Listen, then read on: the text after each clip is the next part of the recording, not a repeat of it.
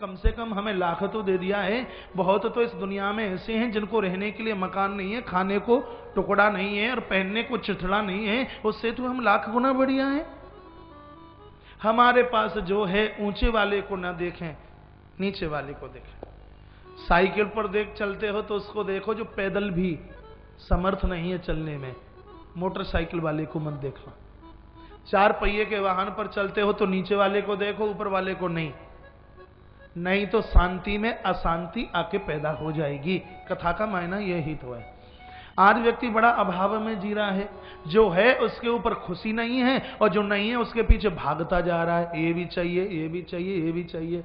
और इतने में सिलेंडर की गैस निकल गई और जो है वो रखा रह गया। तो फिर जिंदगी तो गैस के सिलेंडर की तरह। माताओं को पता है जब सिलेंडर खत्म होता है तो फुफुक से बंद हो जाता है, रोटी कच्ची की कच्ची पड़ी रह जाती है। फिर ये नहीं कि वो रोटी पक भी जाए।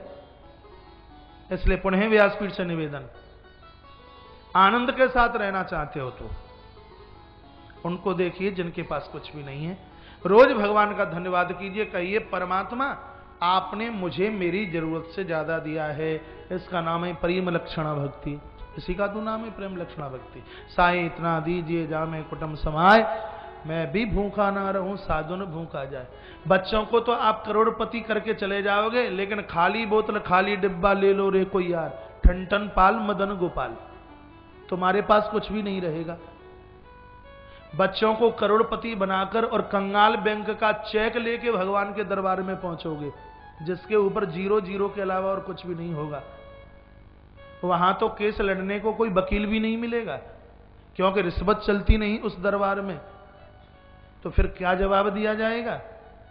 इसलिए कथा कहती है कि नीचे वालों को देखिए, सत्कर्म करते रहिए और बिना कुछ मांगे आपका उत्थान होता रहेगा। बस अपना कर्म करते रहिए, कर्म करते रहिए।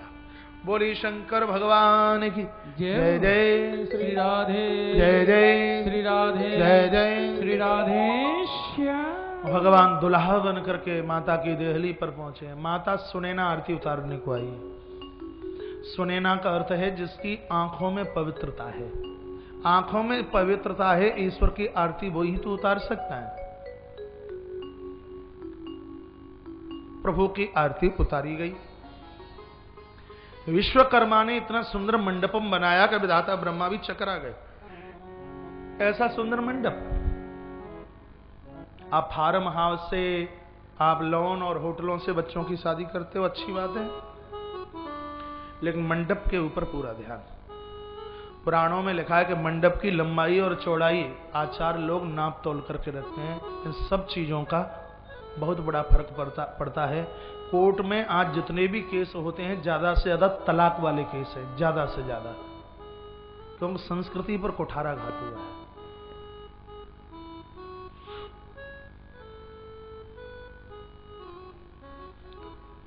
बोले बांके बिहारी लाल की जय।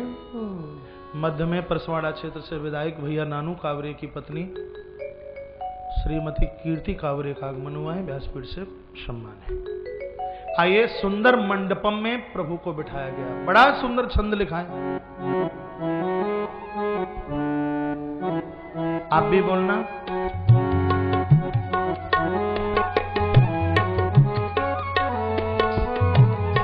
मंडप बिलो के विचित्र रचना, रुचिरता मुनि बन रे। मंडप बिलो के विचित्र रचना, रुचिरता मुनि मन रे। निज पानि जनक सुजान सबक आनि सिंहासन धरे। निज पानि जनक सुजान सबक आनि सिंहासन धरे। कुल इष्ट देश वशिष्ठ पूज, विनय करियो सिद्ध लगी। कुल इष्ट सरिस वशिष्ठ पूज, विनय करियो सिद्ध लगी। कौशिक के पूजत पर